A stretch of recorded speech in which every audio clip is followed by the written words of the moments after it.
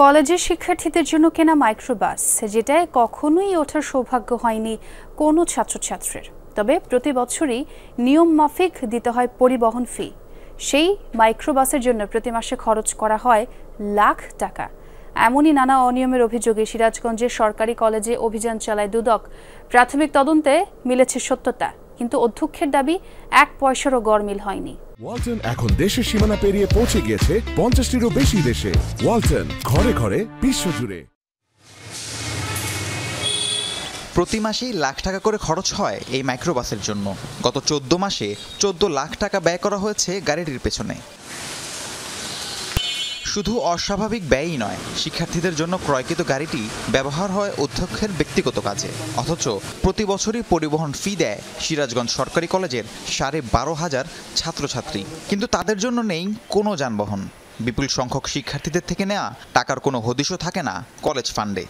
আমাদের যেহেতু আপনার কোনো পরিবহন নেই, তাহলে কেন এই আমাদের পরিবহন বাবদ টাকা নেওয়ার পর এই টাকাটা ব্যয় হলো 14 লক্ষ টাকা? তার মানে সম্পূর্ণ এই 14 লক্ষ টাকা গিয়েছে দুর্নীতি হয়েছে। যাতায়াত ভাড়া বা আপনার বাস খরচের এখানে আমাদের অলমোস্ট 60 থেকে 70 লক্ষ টাকা খরচ হইতেছে, অথচ আমাদের এখানে কোনো গাড়িই নাই। প্রস্তুত নিয়ে যাই, নিয়ে এসি, আবার পোস্ট অফিসে খাতা দিয়ে এসি, আর প্রিন্সিপাল স্যারের বাসায় থেকে নিয়ে এসি, নিয়ে যাই এই ডিউটি।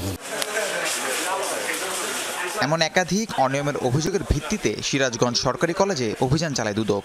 বিভিন্ন কাগজপত্র যাচাই বাছাই করে দুদকের প্রতিনিধি দলটি। এ সময় বেশ কিছু অনিয়মের সত্যতাও পায় তারা। লগ বই পর্যবেক্ষণে দেখা যায় সেখানে কোনো মাইলেজ উল্লেখ নাই, এবং কত লিটার তেল ব্যবহার করেছে এভাবে সুনির্দিষ্ট কোনো কিছু নাই, এবং গাড়িটা যে ছাত্ররা ব্যবহার করেছে এ ধরনের কোনো ছাত্রদের কোনো সিগনেচার কোনো কিছুই পাওয়া যায়নি। অতএব এখান থেকে বোঝা যাচ্ছে যে এই গাড়িটা শুধু অধ্যক্ষ নিজের কাজের পারপাসে ব্যবহার করেছেন। যদিও 1 পয়সারও গরমিল হয়নি দাবি অধ্যক্ষের। জানালেন সবকিছুই হয়েছে নিয়মের মধ্যে থেকে। 1 পয়সাও আমিনুল ইসলাম সিস্টেমের মধ্যে থেকে সব কিছু সিস্টেমেটিক ওয়েতে খরচ হয়েছে। 1 পয়সা নয় এবং 6 হয়নি পরিবহন খাতে। যা ব্যয় হয়েছে সেটাই দিয়েছে। তো 15 মাসে ভ্যাট আইটি সহ এই খরচটি হয়েছে। গত বছরের 14 আগস্ট কলেজের অধ্যক্ষের দায়িত্ব নেন আমিনুল ইসলাম। রাহিম সারোয়ার, যমুনা নিউজ।